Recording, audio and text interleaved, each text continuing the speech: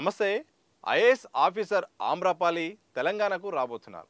Cat అయితే కీలక నిర్ణయం తీసుకుంటూ ఆమ్రపాలికి ఒక గుడ్ న్యూస్ అయితే చెప్పింది.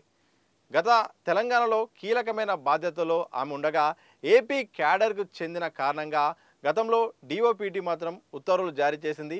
ఎక్కడి వాళ్ళు అక్కడికే వెళ్ళాలంటూ కూడా ఇటు ఏపీకి వెళ్లాల్సిందని ఒక ఆదేశాలు జారీ చేయడంతో ఇక ఆమె ఏపీ క్యాడర్లో జాయిన్ అయ్యారు. ప్రస్తుతం ఏపీలోని టూరిజం శాఖకు సంబంధించిన కార్పొరేషన్ ఎండీగా బాధ్యతలు నిర్వహిస్తున్నారు. ఇదే సందర్భంలో మాకు తెలంగాణకు కేటాయించాలని కూడా ఆమ్రపాలితో పాటు చాలామంది ఐఏఎస్ అధికారులు కూడా ఇటు క్యాట్కి అయితే మాత్రం వాళ్ళైతే ఇక పిటిషన్ జారీ చేశారు.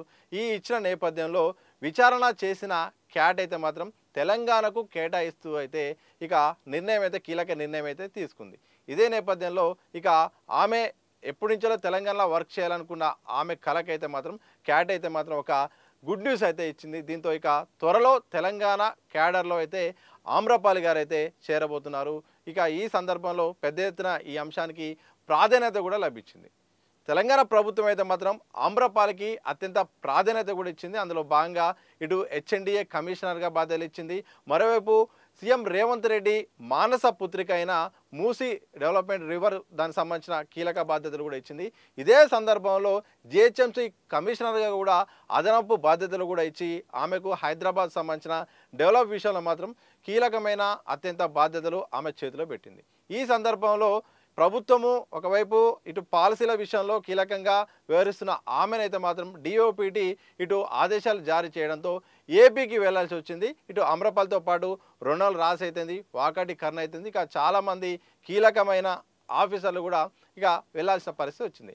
2010 క్యాడర్కు చెందిన ఏపీకి చెందిన ఆమ్రపాలి అయితే మాత్రం ఇటు తెలంగాణ రాష్ట్రంలో కానీ ఇటు కేంద్ర సర్వీసులో కానీ ఆమె కీలక బాధ్యతలు నిర్వహించారు. ఒక గుర్తింపు కూడా తెచ్చుకున్నారు. ఇక కలెక్టర్గా వికారాబాద్ జిల్లాకు చేశారు. దాంతోపాటు వరంగల్లో ఆమె కలెక్టర్గా చేసిన నేపథ్యంలో ఆమె తీసుకున్న కొన్ని నిర్ణయాలు, ఆమె చేపట్టిన కొన్ని కార్యక్రమాలు, అమలు చేసిన పాలసీలు కూడా పెద్ద ఎత్తున పాపులారిటీ తీసుకొచ్చాయి. చాలామంది విషయాల్లో కూడా ఆమె తీసుకున్న నిర్ణయాలు కానీ ఆమె ప్రసంగాలు కానీ ఇక ప్రజల్లోకి వెళ్ళడంతో ఆమెకు ప్రత్యేకమైన ఒక గుర్తింపు కూడా వచ్చింది. దీంతో చాలామంది ఐఏఎస్ అధికారులు ఆమ్రపాలి కూడా ఒక ప్రత్యేకమైన ఆమెకు కూడా ఒక పేరు కూడా తెచ్చిపెట్టింది. దీంతో ఇటు కేంద్ర సర్వీసులో కూడా వెళ్లాల్సి వచ్చింది. ఇటు పిఎంఓ సంబంధించిన ప్రధానమంత్రి సంబంధించిన కార్యాలయంలో కూడా ఆమె కీలక బాధ్యతలు కూడా చేపట్టింది. ఇక కాంగ్రెస్ సర్కారు రావడంతో ఆమె సర్వీసులను పూర్తిగా ఉపయోగించుకోవాలి, హైదరాబాద్ సంబంధించిన అభివృద్ధి విషయంలో భాగస్వామ్యం చేయాలని కూడా బాధ్యతలు ఇచ్చారు. కానీ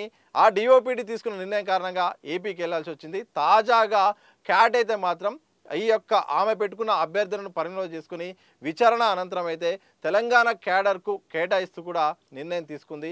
ఇక మొత్తానికి త్వరలో మాత్రం తెలంగాణ క్యాడర్లో ఆమ్రపాలి చేరబోతున్నారు.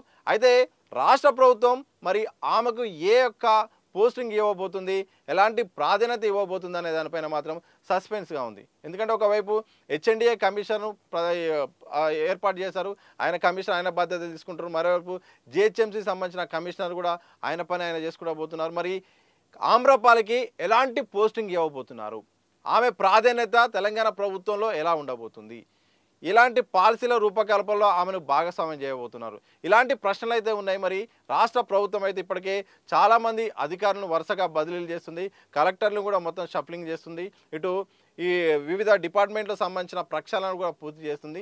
ఇలాంటి సందర్భంలో ఆమె విధుల్ని ఏ రకంగా నిర్వహించబోతుంది, ఆమె సేవల్ని ప్రభుత్వం ఎలా వాడుకోబోతుంది అనే దానిపైన అయితే ఒక ప్రశ్న అయితే ఉంది. మరి తెలంగాణ సర్కార్ అయితే సీఎం రేవంత్ రెడ్డి మరి ఎలా నిర్ణయం తీసుకోబోతున్నారు, మరి మూసీ విషయంలో గతంలో ఆమెకు ఇచ్చిన బాధ్యతను మరోసారి ఆమెపై పెట్టబోతున్నారా, హెచ్ఎండిఏ కానీ జిహెచ్ఎంసీలో మరి భాగస్వామ్యం ఇవ్వబోతున్నారా, లేకపోతే ఇతర శాఖల్లో కానీ లేకపోతే ఇతర విభాగాల్లో కానీ ఆమెకు బాధ్యతలు ఇవ్వబోతున్నారనేది మాత్రం ఇంకా కొనసాగుతుంది. చూడాలి మరి ఎలాంటి అవకాశం ఇస్తారో తెలియాల్సిన అవసరం ఉంది.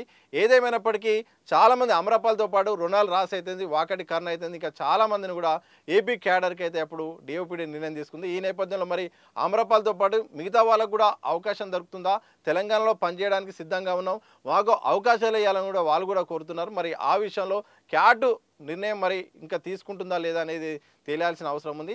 ఏదేమైనప్పటికీ తెలంగాణ రాష్ట్ర సర్కార్లో కీలక బాధ్యతలు చేపట్టి ఒక పాపులారిటీ సంపాదించుకున్న ఆమ్రపాలి అయితే ఏపీకి తరలి వెళ్ళిన తర్వాత క్యాట్ తాజా నిర్ణయంతో మాత్రం తెలంగాణకు రాబోతుంది. ఇక తెలంగాణ సర్కార్ ఆమె సేవల్ని ఎలా ఉపయోగించుకోవాల్సిందో తెలియాల్సిన అవసరం అయితే ఉంది.